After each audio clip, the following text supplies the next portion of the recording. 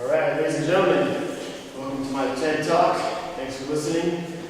It's been a great semester. I want to say right off the bat, enjoyed our class sessions, reading everything we got to read, watching all those TED Talks, and now have the opportunity to produce our own TED Talks. And I had this opportunity actually once before in high school. Took an elective course called Humanities, and all we did basically was read, watch, listen to all different forms of media and arts, and then produce them ourselves. And so it was a great experience. Learned a lot about myself, about life, and about leadership as well. So by the end of that course, I had basically a list of 4 things that I knew about life. And over the years, we sort of added and subtracted a little bit to it. But what I'd like to do is basically share that list with you and explain how those 4 ideas sort of evolved and changed over the course of the semester. And so I'd like to start off the first list here. I have number 1, people are unreasonable. All of them. Number 2, we're teaching our children to be helpless. Number 3, when you don't trust people, you make them untrustworthy. And number 4, anything worth having probably has a boyfriend already. So we'll get to that.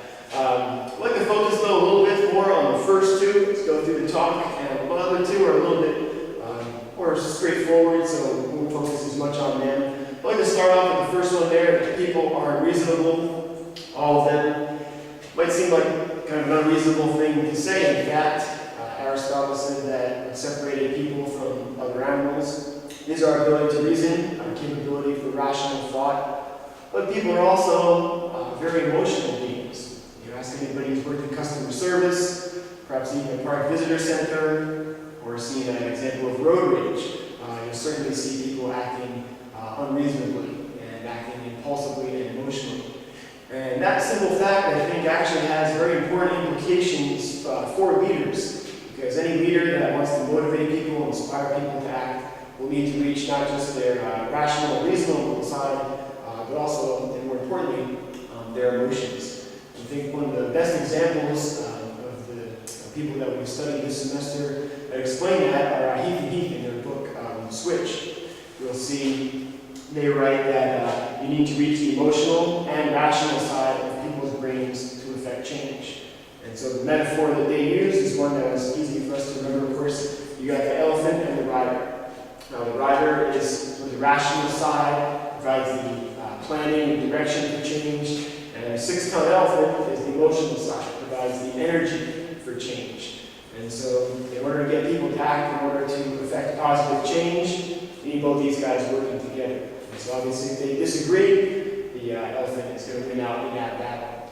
And so in order to reach both sides, they talk about a couple of different examples, and I thought that the best one involved the man John Stegner. If you remember, he was a man that worked at a manufacturing company, and his bosses were unwilling to make a change that involved with a process of purchases. They were using an inefficient system in which they were wasting a lot of money, and he wanted to change the system, to overhaul it. It would mean a lot of work, but more money saved in the long run.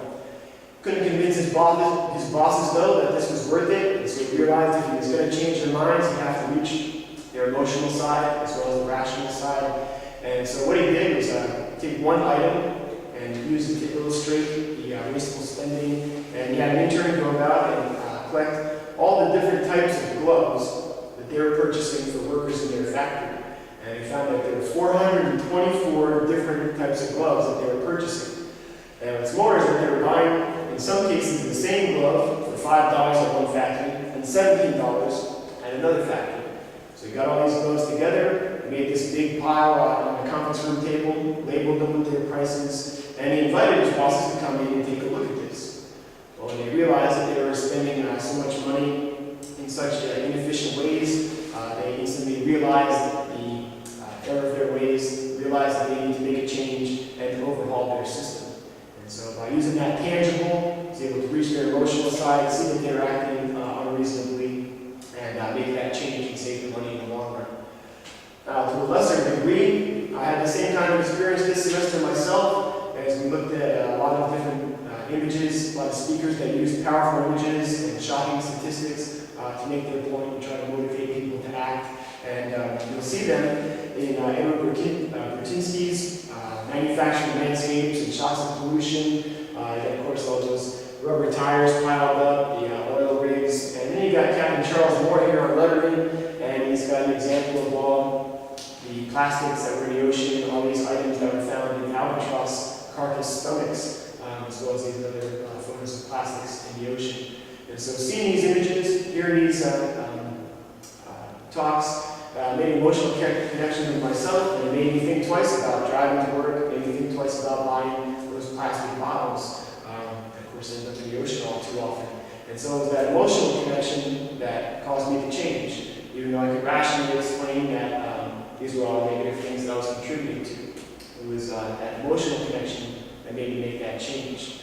And that is a basic tenet of interpretation. Really, you got to make those emotional and intellectual connections to try to provide an outcome that will foster stewardship, that will provide opportunity for people to act and to change.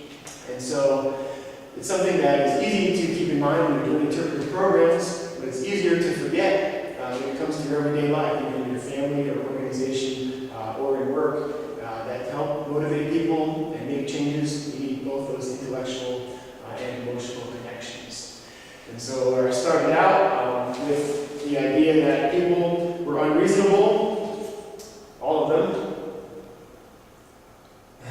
What I've come to realize is that people are unreasonable only here if you choose to ignore and fail to understand their emotions. There you go. So moving on to number 2, we have we're teaching our children to be helpless. And I got this from a crazy character in this novel that I read years ago. And I think that it's true when you see people using technology, which is not necessarily bad, of course, but as technology has increased over the years and as it's improved over the years, there's also been this reliance and dependence on these technological devices. And you see it all the time.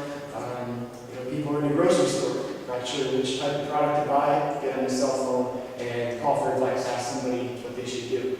Plug in an address into a GPS when you need to go somewhere, people blindly obey the commands of that machine. And so those are the dangers and the risks, and I think those are the things that teach children to be helpless, because people don't stop and think about things for themselves. They don't use their own brain and their own problem-solving abilities to try to figure things out and deal with problems. What I've seen throughout this semester, though, that these same technologies also provide almost unlimited opportunities. There's an enormous potential in using these technologies for the good of, basically for the good. And so perhaps Clay Shirky, in his talk, How Social Media Can Change History, gave us the best explanation when he writes, or when he says that our generation has seen the largest increase in expressive capability in human history. And so that certainly shows we have a lot of new opportunities that we didn't previously have before. Now everybody is both a consumer and a producer of information, news, and media. And so anybody today can make a movie on YouTube, post it online, can make a photo album on Flickr, can have a Facebook page, you can write your own blog, and you can use Twitter to stay connected. And Shirky talks about Twitter in particular in a powerful example. When there was an earthquake in China 2 years ago, people were putting a message out on Twitter. In fact, the news broke on Twitter before any other media outlet, even before the BBC. They got basically their information from Twitter at the start. People were also posting photographs and putting the information out there in live time as things were happening. And why it's important in the use of social media is because it helped to create these new websites that started to spring up. People could start to donate money, provide aid and relief, and it also led to the uncovering of different truths that led to some of the building destruction, officials taking kickbacks and cutting corners in the construction of schools. All that information also came out because of these social media. And what's more, I think, from what Shirky's main point is because the internet and these social tools provide an opportunity for a coordinated effort.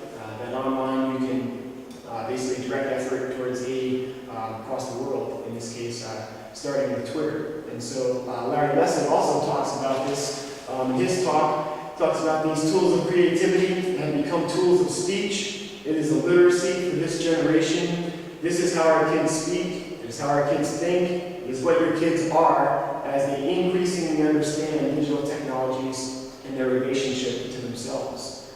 And so the point is that kids today are growing up with this culture, and this is the environment in which they live. And these are not sort of new technologies as we think of them, but these are just the regular, everyday things